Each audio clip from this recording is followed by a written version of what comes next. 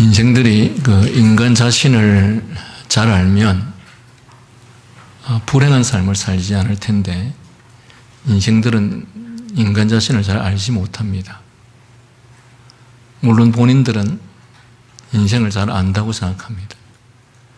그리고 어떻게 하면 행복한지에 대해서 또 어떻게 하면 행복할 수 있는지에 대해서 잘 안다고 생각합니다.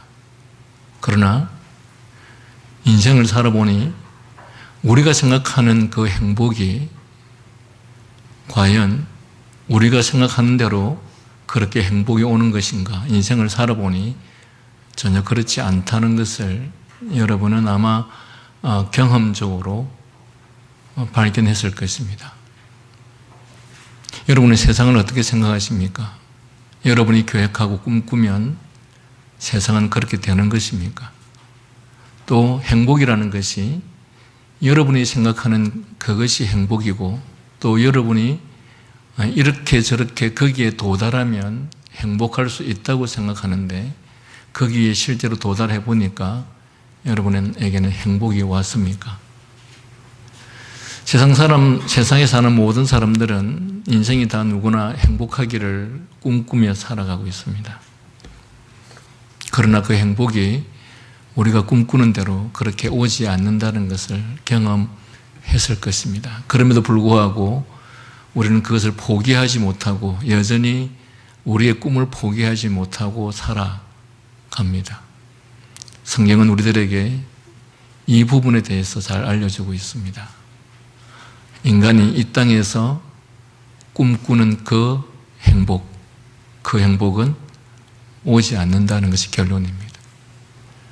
또 우리가 생각하는 그 행복에 도달하면 그것이 우리에게 지속적인 행복을 줄 것이라고 생각합니다. 그러나 성경은 그것이 아니라고 가르칩니다.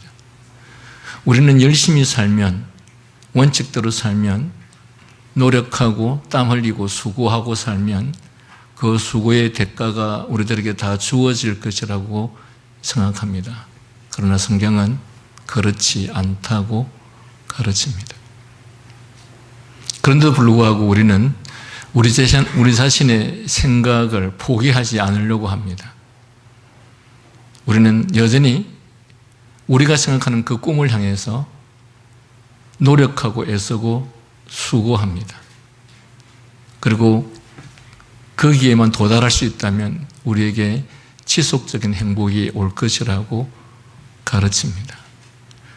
결론부터 말씀드리면 솔로몬은 우리가 꿈꾸는 이 모든 사실들에 대해서 그 모든 것들은 헛되고 헛되며 헛되고 헛되도다. 우리들이 생각하는 이 세상에서의 꿈, 그 꿈에 도달하면 행복할 것이라고 생각하면서 그것을 붙잡으려고 평생을 노력해 보았자 그 노력은 마치 사람이 잡히지 않는, 결코 잡힐 수도 없는 바람을 잡으려고 하는 것이다. 바람은 분명 존재합니다. 그러나 바람은 잡히지 않습니다. 행복은 분명 존재합니다. 그러나 그 행복은 잡히지 않는 것이 행복입니다. 그런데 우리는 그 행복을 잡으려고 합니다. 두 번째, 우리는 그 행복이 우리가 생각하는, 우리가 꿈꾸는 거기에 도달하거나 그것을 이루면 거기에 행복이 올 것이라고 생각합니다. 그리고 그 행복이라는 것이 우리가 일반적으로 생각하는 부, 권세, 명예, 지위 이런 것들이 우리들에게 주어지면 그것들이 우리로 하여금 행복하게 해줄 것이라고 생각합니다. 참 이상한 것은 왜 부자로 사는데 그 부자로 사는 것이 왜 우리로 하여금 더 타락하게 만들어서 우리의 인생을 피폐하게 만드느냐. 우리 부모들이 우리 자식들에게 부유한 삶을, 평화로운 삶을, 안정된 삶을 살게 해주어서 그들이 평탄한 삶을 살게 되면 그들의 이후의 인생도 더 행복하고 평안해야 되는데 왜 오히려 그것이 독이 되어서 그들의 인생을 피폐하게 만들고 처참하게 만들어버린 것인가? 여러분, 재벌의 자녀들 치고 제대로 사는 사람들이 얼마나 있습니까? 일평생을 부유하게 어릴 때부터 자란 아이치고 그들이 평생을 건전하게 살아가는 사람들이 얼마나 있습니까? 아니, 그것이 복이고 그것이 축복이면 그로 말미암아 더 행복하고 더 멋있는, 더 훌륭한 삶을 살아야 하는 것이, 그것이 행복이고 복이 아니겠습니까? 그런데 왜 우리는 복을 받았다고 하는데 그 복을 받음으로 인해서 한 개인의 삶과 인생이 더 무질서하게 되는 것입니까? 여러분, 우리는 1950년, 60년, 70년대보다 지금 2000년이 넘은 이 시점에서 훨씬 더 부유한 삶을 살고 있습니다. 모든 사람들의 지위가 더 높아졌고 모든 사람들의 삶이 훨씬 더 과거보다 월등히 높아졌습니다. 그래서 이 사회는 더욱더 질서가 있고 이 사회는 더욱더 평화롭고 이 사회는 더욱더 모든 사람들에게 안정감을 주는 사회가 되었습니까? 아니, 어쩌면 60년대, 70년대보다 지금 훨씬 더 나은 인생을 살아가는 이 시대의 대한민국 사람들이, 우리의 삶이 행복하다, 기쁘다 하는 사람들이 그렇게도 많지 않습니까? 결국 우리가 생각하는 그 행복은 근본적으로 우리에게 행복을 가져다 줄 수 없다라고 하는 것이 성경의 결론입니다.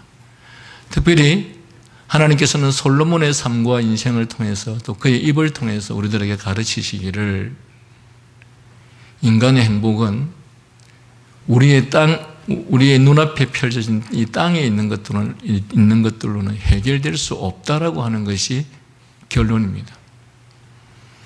솔로몬은 모든 것들을 다 누려보았습니다. 인간들이 갖고 싶어 하는 것, 추구하고 싶은 것, 소유하고 싶은 모든 것들을 다 가져보았습니다.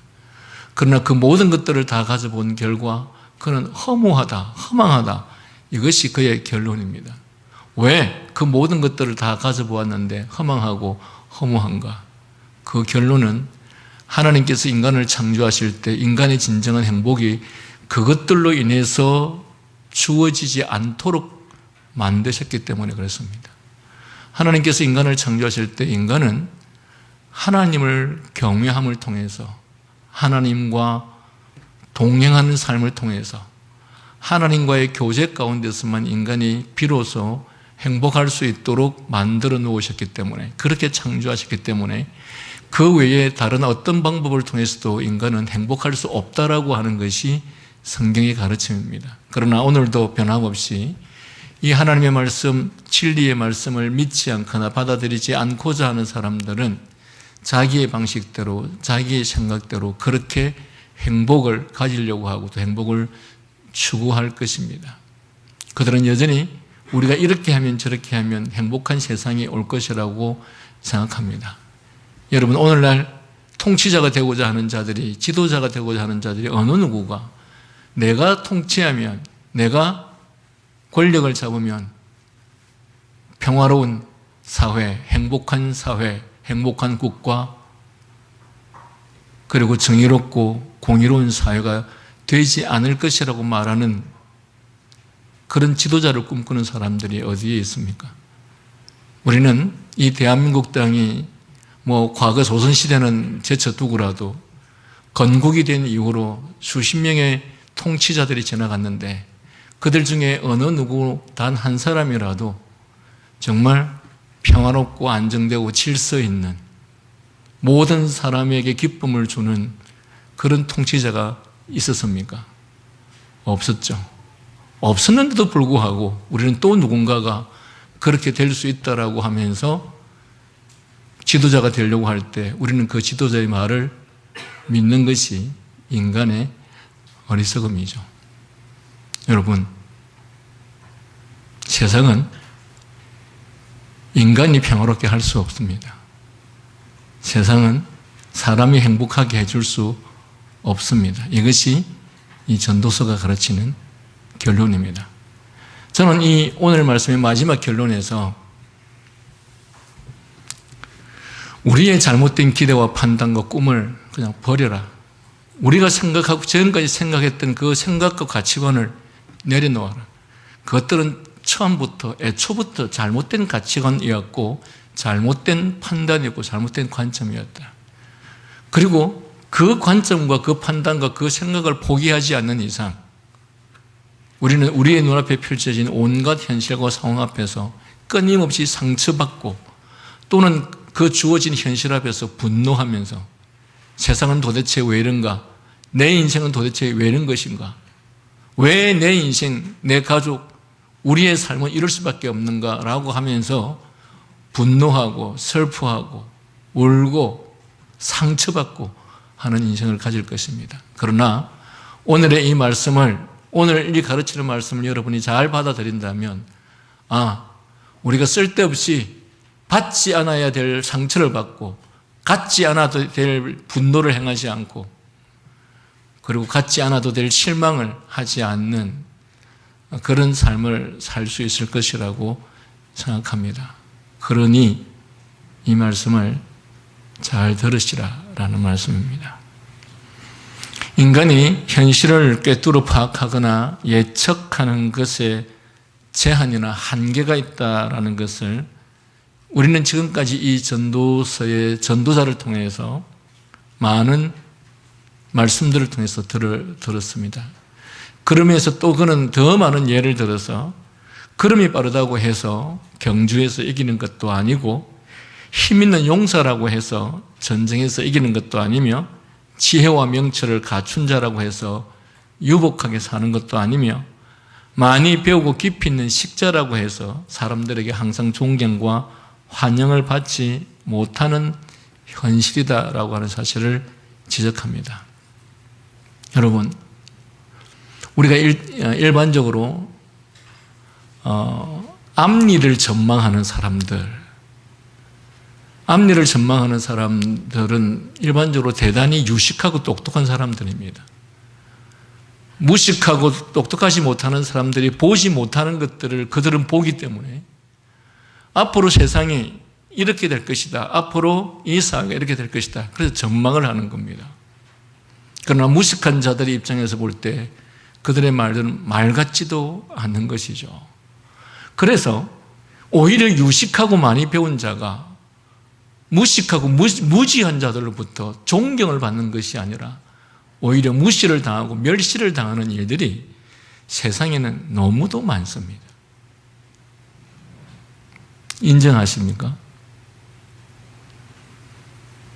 그런데 오늘 여러분들에게 어떤 누군가가 어떤 유식하고 많이 배운 사람이 여러분의 인생의 이후의 삶에 대한 전망이나 이 사회와 국가의 이후에 대한 전망을 이야기했었을 때 아마도 어쩌면 여러분들이 그의 말을 들으면서 존경하고 존중하고 인정하는 사람은 아마도 그렇게 많지 않을 것입니다.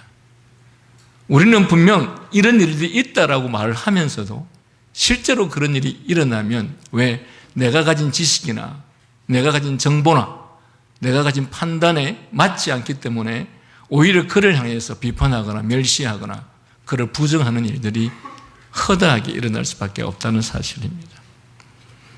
그리고 이처럼 현실이 우리의 상식적 기대, 일반적 원칙에서 벗어난 이유에 대해서 성경은 설명하기를 모든 일이 이렇게 뒤죽박죽, 이렇게 상식적이지 않는 이런 일들이 일어나는 그 첫 번째 원인이 돼서 성경이 뭐라고 말을 하는지 여러분 지금 10장까지 왔는데 대답할 수 있겠습니까? 왜 세상은 이렇게 뒤죽박죽한가? 왜 세상은 이렇게 열심히 산 사람이 그 열심히 살았던 삶에 대한 결과를 경험하지 못하고 누리지 못하고 왜 다른 사람에게 해를 끼치고 악을 행하면서 온갖 불의를 행하는 사람들이 오히려 더 잘 사는 이런 일들이 도대체 왜 생기는가? 여러분 10장까지 몇 개월 통해서 말씀을 드렸는데 해답이 뭔가요? 예? 모르겠습니까? 인간이 부패해서 이 부패한 인간이 이 세상에 존재하는 이상 이 세상은 열심히 노력하고 수고한 사람이 그 수고의 결과를 다 얻고 그리고 악한 자는 심판을 당하고 고통을 당하는 이런 일들이 이 세상에는 얼마든지 있지 않는 그런 결과들이 나온다라는 사실입니다. 두 번째는 인간이 이해하지 못하고 이해하려 해도 이해할 수 없는 인간의 한계성이 우연이라는 방식으로 하나님의 주권과 하나님의 때에 따라 일어나기 때문이라고 말하고 있습니다.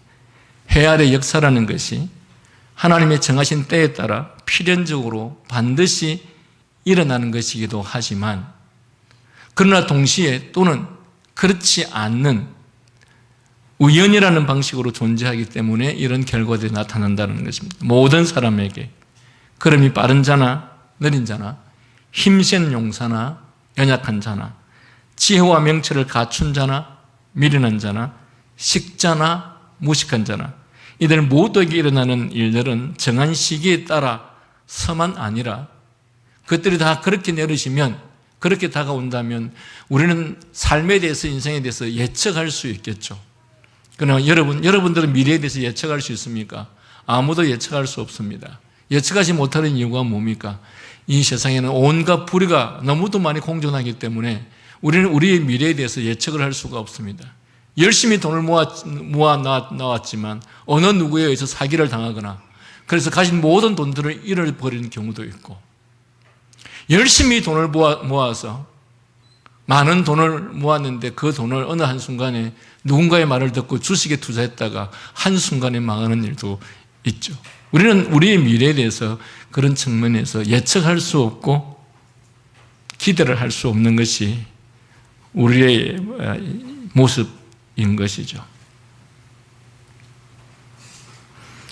또한 하나님의 결정, 작정이라고 하는 필연이 언제나 기계적으로, 원칙적으로, 다시 말하면 콩 심은데 콩 나고 팥 심은데 팥이 나면 얼마나 좋겠습니까마는, 그리고 선한 행위에 상이 오고 악한 행위에 벌이 오면 얼마나 좋겠습니까마는, 그것들이 언제나 기계적으로 원칙적으로 시행되는 것이 아니라 우연이라는 방식으로 인하여서 이럴 수도 저럴 수도 없는 상황들이 언제든지 발생하고 있는 것이 우리의 삶의 현실입니다. 따라서 우리의 인생사는 일률적으로, 획일적으로, 기계적으로 진행되는 것이 아닙니다. 1 더하기 1은 2가 되어야 되고 2 더하기 2는 4가 되어야 되고 A 플러스 B는 C가 되어야 되는데 그렇게 되지 않는다는 것입니다. 의외의 일들이, 상식적인 기대에서 벗어나는 일들이 얼마든지 일어날 수 있다는 것입니다. 그러므로 우리는 이 상식적인 기대에서 벗어나는 일들을 두고서 너무 충격을 받거나 상처를 받아서는 안 되는 것이, 이것이 우리가 사는 이 세상이 안고 있는 현상이요 이치이기 때문입니다. 여러분, 그래서 여러분에게 먼저 말씀드리고자 하는 것은 여러분 이 세상의 현상이나 이치를 잘 알고 계시라라는 뜻입니다. 우리가 사는 이 세상은 모든 것이 기계적으로 움직여지고 원칙적으로 이루어지는 세상이 아닙니다. 열심히 산 사람에게 열심히 산 사람의 어떤 결과가 주어지고 또 악한 사람에게 그 악에 따른 징벌이 주어지는 그런 사회가 아닙니다. 물론 뒤에 말씀드리겠지만 우리가 살고 있는 이 세상에 그런 것들이 모두 다 차지하고, 그럼 열심히 노력하고 수고한 것에 대한 결과는 전혀 없는 사회인가? 물론 그렇지 않습니다. 우리가 살고 있는 이 세상이 열심히 노력하고 수고하는 사람에게 결과도 주어지기 때문에, 그래서 우리는 이 험악하고 뒤죽박죽된 이 세상 속에서도 그나마 기대하고 살 수 있는 것이지, 이 세상이 전혀 그렇지 않다면 누가 이 세상의 기대를 가지고 살 수 있겠습니까? 그래서 우리는 우리가 원하는 대로, 우리가 바라는 대로 원칙이 상실된 이런 상황들을 바라보면서 하나님이 살아계시다면 어떻게 이런 일이 일어날 수 있는가? 정의가 살아있다면 어떻게 이런 일이 일어날 수 있는가? 하나님이 존재하신다면 어떻게 이런 일이 일어날 수 있는가? 하며 분노하는데 결론은 분노하지 말라는 것입니다. 왜? 세상에 악이 존재하는 이상 이 세상은 그럴 수밖에 없다라고 하는 것이 결론입니다. 이런 현실이 나타날 때마다 실망하지 말라는 것입니다. 왜? 이것이 바로 우리가 살고 있는 이 세상의 현실이요 이치입니다. 그러면 왜 우리가 살고 있는 이 현실이 이런 현실로 나타날 수밖에 없는, 우리가 이것을 이런 이치로 받아들일 수밖에 없는 현실인가 하셨을 때, 아까도 말씀드렸던 것처럼 인간의 부패성 때문에 그렇습니다. 두 번째로 이 모든 일이 인간이 원하는 대로, 인간이 수고한 대로, 노력한 대로, 땀 흘린 대로 모든 것이 이루어진다면 제가 앞서서도 말씀드린 것처럼 이 세상에는, 이 세상 사람들에게 있어서 하나님의 존재라는 것은 없을 것입니다. 여러분, 사람들이 자기가 원하는 대로 다 되어지는 사람들은 하나님을 찾지 않습니다. 처절하게 실패해 보기 전까지는, 처절할 정도로 좌절해 보게 되기 전까지는, 내 스스로는 정말 아무것도 할 수 없는 상황에 이르게 되기 전까지는 인간은 하나님을 찾지 않습니다. 왜? 인간이라는 존재가 이 모든 것이 자기의 노력과 힘으로 되는 줄로 착각하기 때문에 그런 것이죠. 그래서 하나님이 없는 사람에게 있어서 그가 꿈꾸고 계획하고 생각하는 대로 모든 것들이 다 이루어지고 있다면 여러분, 그것은 오히려 불행입니다. 부모들은 자기의 자식들이 고통 없이 수고 없이 꿈꾸고 계획하는 대로 모든 것들이 잘 이루어지는 것을 보면서 사람들이 이렇게 말합니다. 아, 하나님의 축복이다. 하나님께서 우리 가정에 축복하셨다. 하나님이 우리의 자녀를 축복하셨다. 여러분, 지금도 그렇게 생각하십니까? 인간은 모든 것이 자기의 뜻대로, 자기가 수고한 대로, 노력대로, 땀 흘린 대로 모든 결과가 좋으시면 인간은 자기가 신인 줄 착각합니다. 다시 말하면 모든 것이 자기 뜻대로 이루어지는 줄로 착각합니다. 그래서 하나님께서는 왜 이 세상이 첫 번째로는 인간의 죄성과 부패성으로 말미암아 뒤죽박죽 될 수밖에 없고, 두 번째는 왜 그렇게 뒤죽박죽한 세상을 하나님께서 내버려 두시는가 했었을 때 인간이 이런 결과를 경험해야 비로소 인간의 힘으로 스스로 살 수 있는 것이 아니다라는 것을 깨닫고 하나님의 존재를 인식하게 되기 때문에, 그래서 하나님께서는 이렇게 말도 되지 않는 결과나 현상이 나타나는 이런 것들을 하나님께서 허용하시기도 하고 또한 그것이 하나님의 뜻이기도 합니다.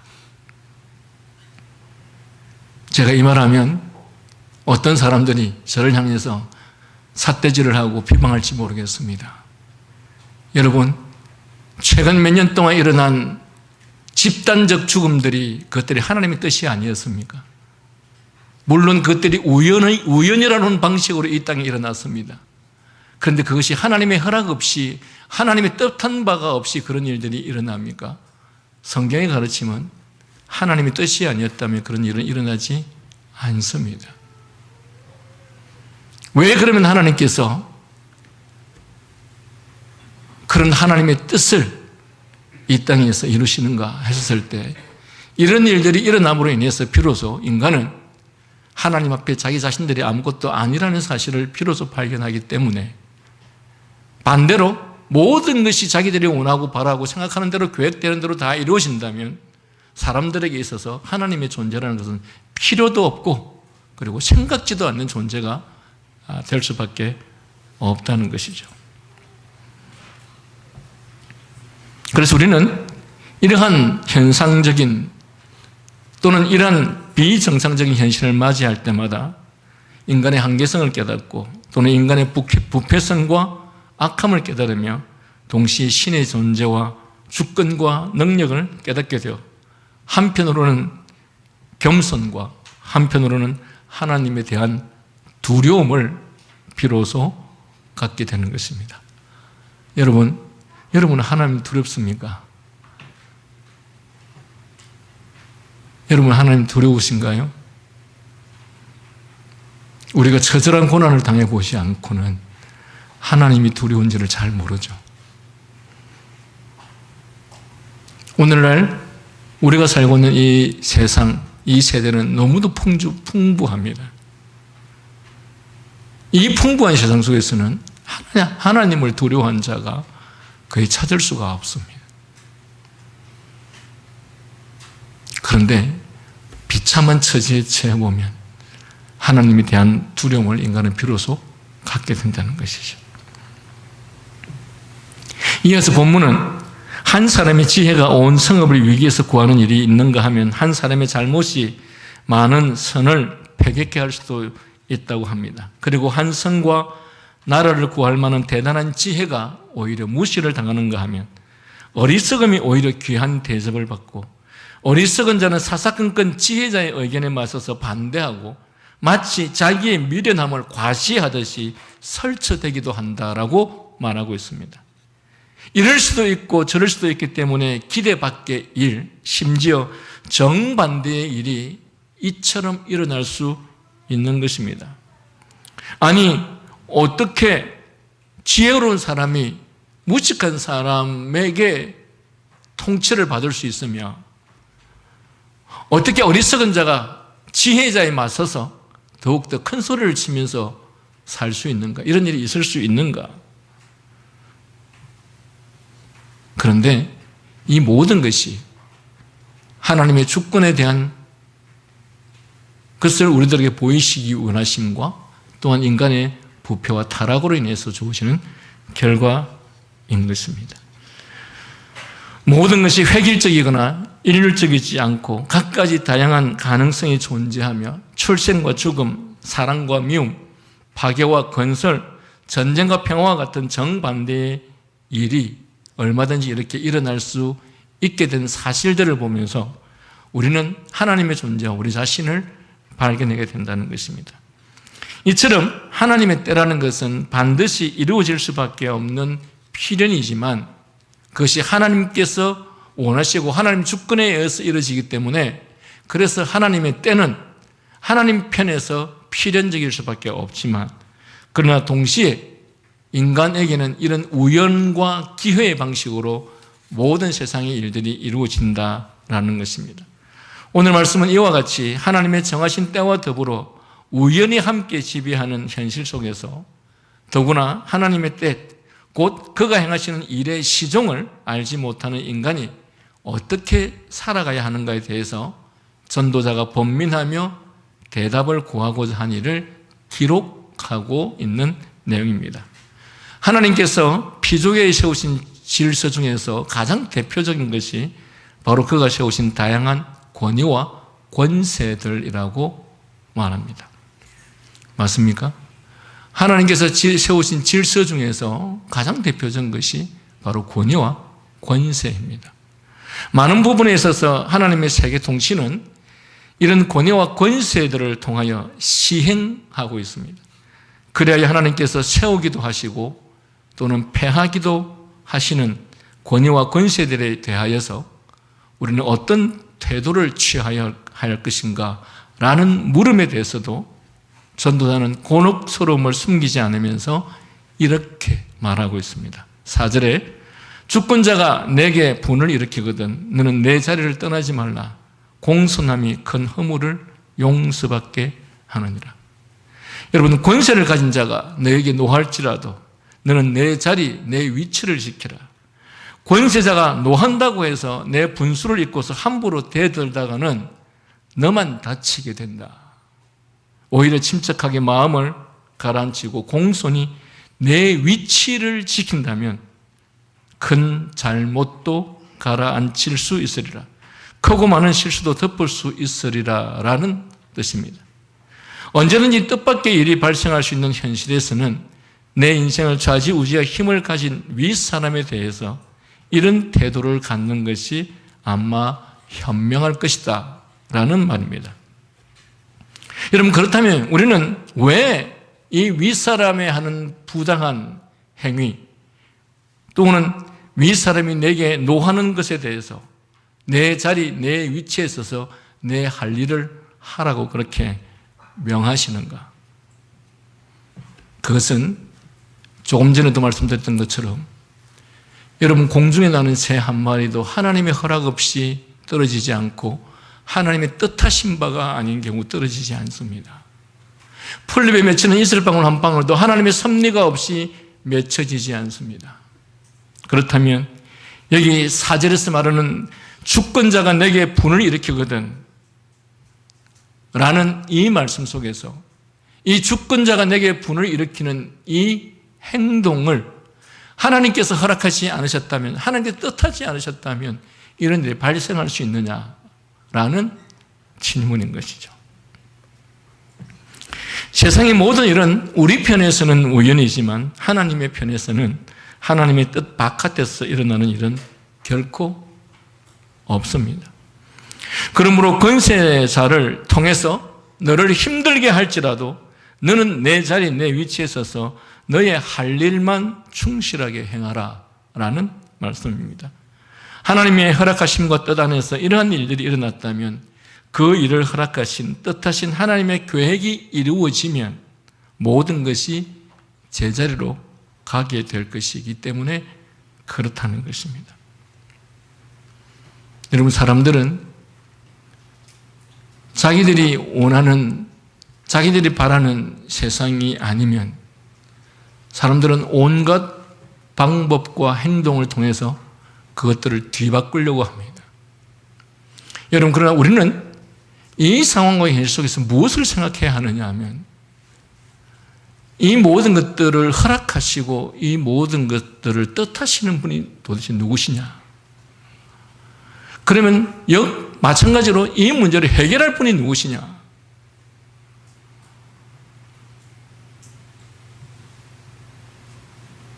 여러분, 인간이 아무리 노력하고 애써도, 아무리 인간이 권력에 대항하고 힘에 대항해도 인간이 그것을 바꿀 수가 없습니다. 인간이 바꿀 수 있을 것처럼 생각하기 때문에 우리는 그 힘과 권력에 대해서 우리의 힘으로, 우리의 능력으로 대항하려고 하는 것이죠. 그러나 성경의 관점에 의하면 그것을 변화시킬 수 있는 것은 우리의 힘과 능력이 아니고 하나님의 뜻에 있다는 것입니다.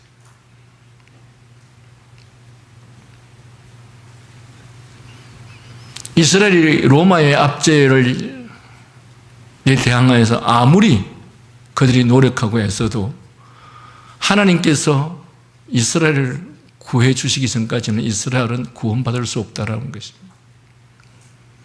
여러분, 이스라엘 땅에 가면 이스라엘 백성들이 마지막까지 전투했던 땅이 있습니다. 제가 지금 그 지명이 갑자기 생각이 나지 않는데, 제일 마지막에 이스라엘 백성들이 거기에서 다 자기들끼리 서로 죽이고 해서 자결해서 모든 사람이 다 죽게 됩니다. 왜? 로마와의 그 전쟁에서, 근데 이들이 끝까지 애국심을 가지고 로마의 압제에 대항해서 소위 말하면 애국을 위해서 전투했던 사람들이었어요. 그런데 로마의 힘에 그들이 맞설 수가 없었습니다. 결국은 로마에 의해서 완전히 전쟁에서 대패할 수밖에 없었고 로마의 군인에 의해서 다 죽을 수밖에 없는 상황에서 그들이 이방인의 손에 의해서 죽고 싶지는 않다. 그래서 자기들끼리 칼로 찌르고 해서 다 자결하는 그런 일들이 발생합니다. 여러분, 하나님의 뜻이 이스라엘이 바벨론에 의해서 침략을 받고 하나님의 뜻이 이스라엘이 바벨론에서 멸망당할 것이 하나님의 뜻이었다면 인간이 아무리 바벨론을 향해서 전투하고 대항한다고 하여도 그것은 이루어질 수 없는 것입니다. 중요한 것은 하나님의 뜻이 어디에 있었느냐가 중요한 것이죠. 다시 말하면 하나님의 뜻을 인간이 거스를 수 없고 하나님의 뜻을 인간이 막을 수가 없습니다. 그렇다면 그것이 하나님의 뜻이었다면, 그렇다면 왜 하나님께서 그러한 뜻을 행하시는가라는 것에 우리는 초점을 기울여야 하고 그 하나님의 뜻 앞에 우리는 어떤 행동을 해야 될 것인가 라는 것에 초점을 기울여야 하는 것이지, 우리의 힘과 능력으로 무엇을 쳐부수고 없애겠다라고 하는 그것은 하나님께서 우리들에게 그것들을 허락하신 것 자체가 하나님의 뜻에 의해서 이루어졌다면 하나님께서 그것을 다시 패하지 않는 이상, 없이 하지 않는 이상 우리의 힘으로 그 어떤 것도 이룰 수 없다는 것이 결론인 것이죠. 그래서 이 본문의 말씀처럼 주권자가 내게 분을 일으키거든 너는 내 자리를 떠나지 말라, 공손함이 큰 허물을 용서받게 하느니라 라고 말하는 것입니다. 그러므로 권세자를 통해 너를 힘들게 할지라도 너는 내 자리, 내 위치에 서서 너의 할 일만 충실하게 행하라는 것이죠. 그것이 하나님의 허락하심과 뜻 안에서 일어난 일들이 일어났다면 그 일을 허락하신 뜻하신 하나님의 계획이 이루어지면 모든 것이 다 제자리로 가게 될 것이다. 그런데 바로 하나님께서 세우신 이런 중대한 질서에 곧 권세와 권력에 한 가지 폐단이 있는 것을 보았다라고 전도자는 지금 말합니다. 5절에서 7절 말씀 보니까 내가 해 아래에서 한 가지 재난을 보았느니 곧 주권자에게서 나오는 허물이라. 우매한 자가 크게 높은 지위들을 얻고 부자들이 낮은 지위에 앉는도다.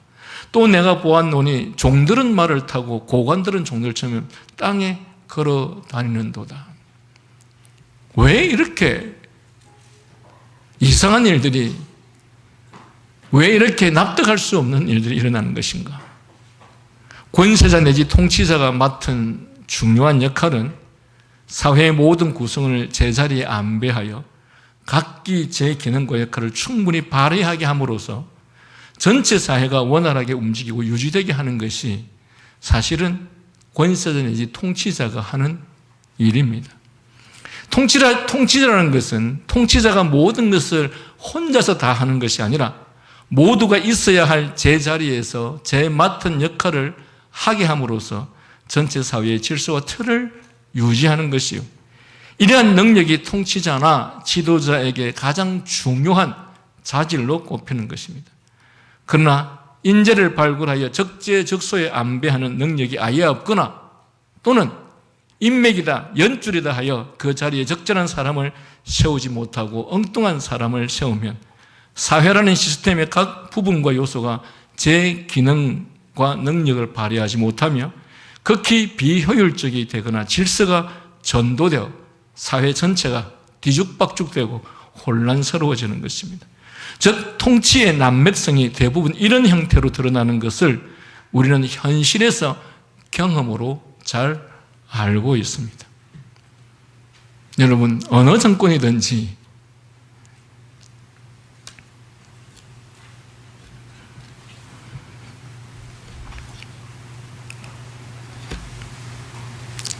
인맥이나 연줄을 통해서 전혀 능력도 없고 그 자리와 전혀 상관도 없는 사람들을 얼마나 많이 갖다 앉힙니까?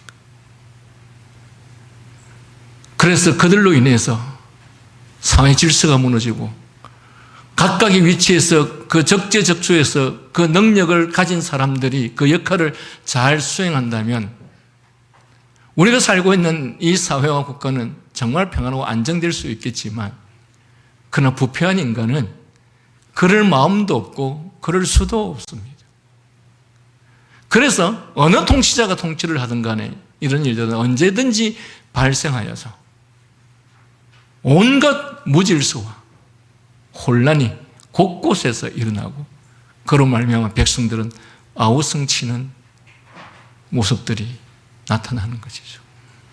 특히 오늘날 우리 대한민국 이 사회는 사람들이 자기와 반대되는 행위를 하면 무조건 이상한 사람들로 쳐다보는 시대가 되어버렸습니다. 누가 옳습니까? 이럴 경우. 그리고 이런 사회를 누가 만듭니까? 여러분, 훌륭한 통치자는 자기의 적들을, 국민들을, 자기를 따르는 국민들을 통해서 자기만이 아니라 다른 사람들까지도 미워하고 적으로 만들지 않습니다.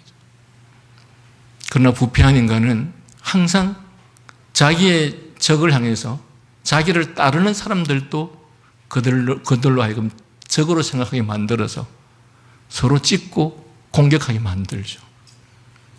여러분, 이런 일들은 교회 안에서도 얼마나 많이 일어나는지 모릅니다.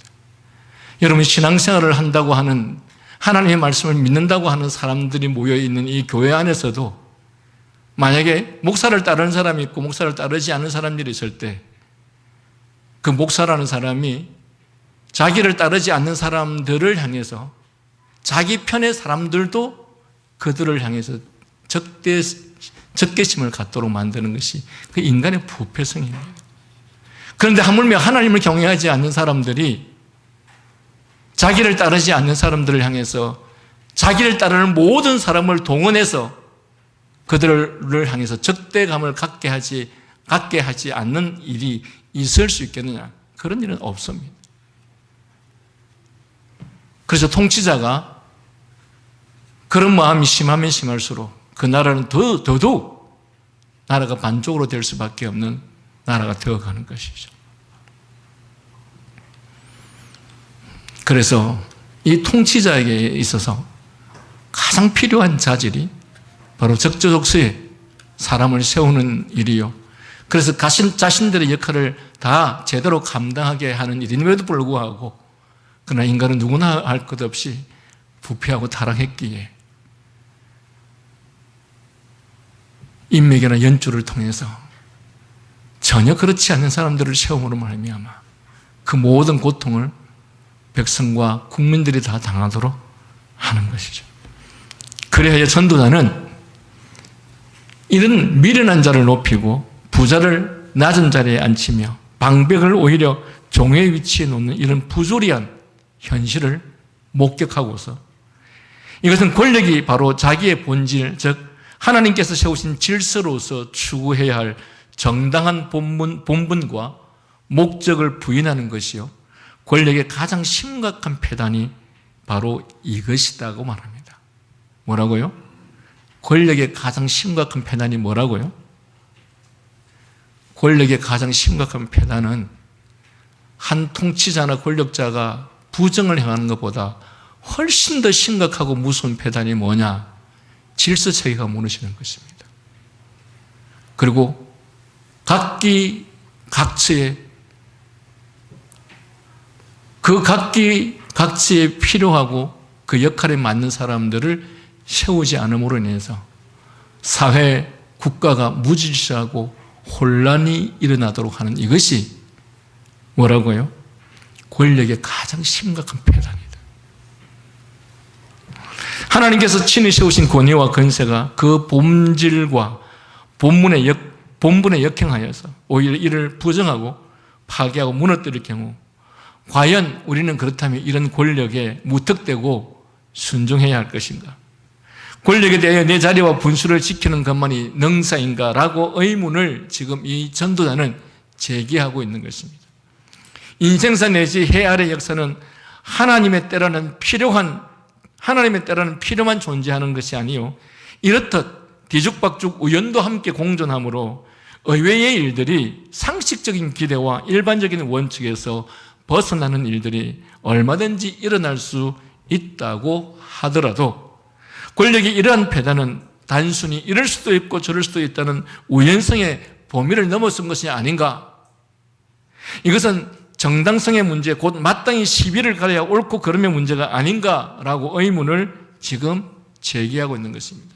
이게 무슨 말이냐면 한 개인의 인생사에서는 이럴 수도 있고 저럴 수도 있고 이렇게 뒤죽박죽 될 수도 있겠지만 그러나 한 사회, 국가, 거대한 권력마저도 과연 이럴 수가 있느냐라고 지금 문제를 제기하는 것입니다.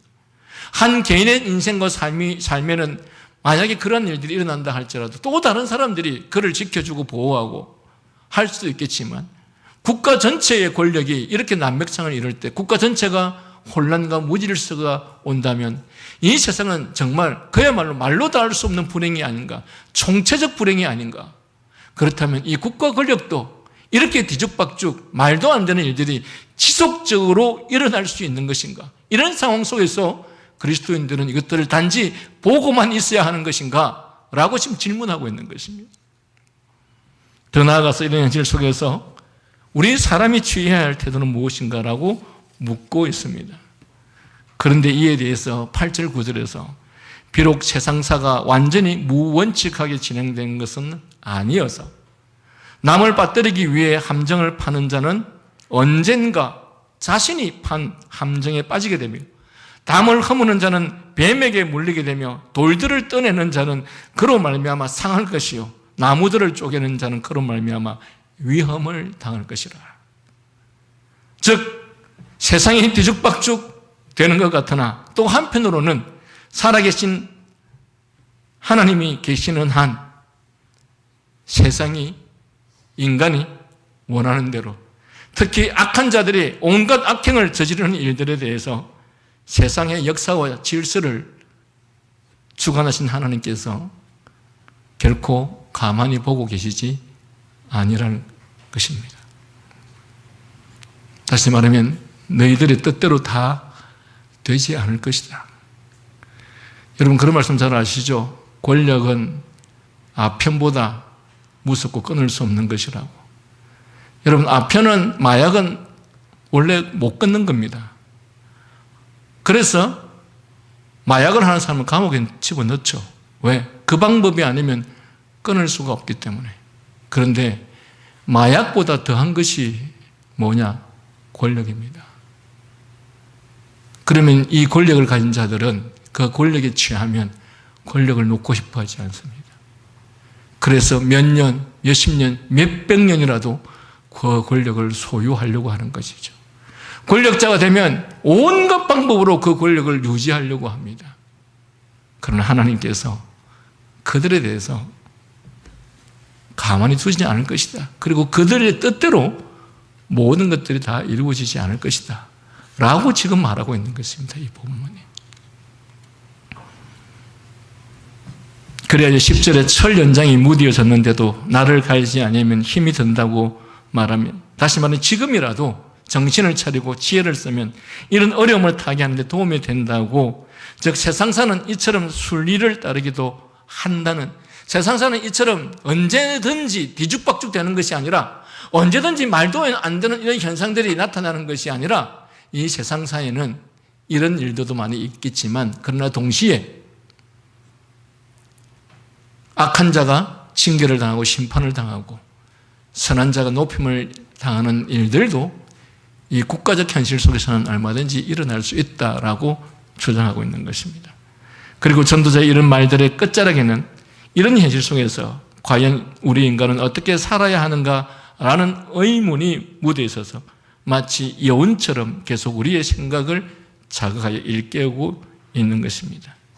여러분, 한 나라의 일들도 이렇게 뒤죽박죽 예상하지 못하는 일들이 얼마든지 일어나고 원래와 원칙에서 벗어나는 일이 있노라면, 또 수고하고 노력한 자가 누리기보다는 온갖 악행을 저지르는 자들이 오히려 힘과 권력을 잡고 마음대로 행사하는 이런 일들이 비일비재하게 일어난다면, 하물며 한 개인의 삶에서 우연이라고 하는 또는 뒤죽박죽 인생 같은 일들이야 얼마든지 일어날 수 있지 않겠느냐. 그래서 여러분의 개인의 인생이 여러분이 뜻하는 대로 바라는 대로 되어지지 않고, 왜 내 인생은, 우리의 인생은 이렇게 뒤죽박죽인가? 왜 이렇게 내가 원하는 대로 뜻하는 대로 되어지지 않는 것인가? 라는 것에 대해서 너무 절망하거나 분노하거나 상처받지 말라는 것입니다. 첫 번째는 이 부패하고 타락한 인간이 사는 세상은 이런 일이 일어날 수밖에 없다라고 하는 것이 첫 번째 결론이고, 두 번째는 하나님께서 특별히 당신의 백성을 사랑하실 때 하나님께서는 이런 방식을 통해서 우리로 하여금 절망 또는 실망 또는 고통 또는 고난이라고 하는 과정을 통해서 우리로 하여금 하나님께 돌아오게 하고 하나님을 인정하게 하고 하나님의 주권을 믿게 하는 방식으로 우리를 이렇게 인도하신다는 사실을 기억하시라라는 사실입니다. 그러나 세상은 그런 측면에서 뒤죽박죽만 있는 것도 아닌 것이, 하나님이 계시는 한 세상은 언제나 무원칙이 또는 뒤죽박죽이 또는 악이 자기 뜻대로 자기 마음대로 행하도록 하지 않으신다는 것입니다. 말씀드린 것처럼 모든 것이 하나님께서 허락하지 않으시면, 하나님께서 뜻하지 않으시면 이 세상에는 아무 어떤 일도 일어날 수 없습니다. 그런데 왜 악한 통치자들이, 왜 악한 권력자들이 또는 악한 사람들이 저렇게 악을 행하도록 하나님께서 두시는가? 하나님께서 계시지 않기 때문에 그러시는가? 아닌 것이죠. 거기에는 하나님의 뜻이 있으시겠죠. 첫 번째는 인간 스스로는 평화를 기대할 수 없고 그 어떤 인간도 참된 평화와 안식과 행복을 줄 수 없다라고 하는 인식을 갖게 할 뿐만 아니라, 이러한 일들을 통해서 이 세상이라는 곳이 인간의 뜻대로 인간의 마음대로 되어지는 것이 아니고 모든 것이 하나님의 주권 안에서 이루어진다라고 하는 것을 깨닫고 발견하게 하시기 위해서 하나님께서 우리들에게 이런 현실과 상황들을 허락하신다라는 것입니다. 여러분들은 오늘 이 말씀을 통해서 우리들에게 주어진 이 현실들에 대해서 우리가 어떻게 생각하고, 그리고 우리는 이 현실 앞에서 어떻게 행동해야 할 것인지를 발견하고, 또는 이 사실에 대해서 정리할 수 있는 시간들이 될 수 있기를 바랍니다. 기도하겠습니다.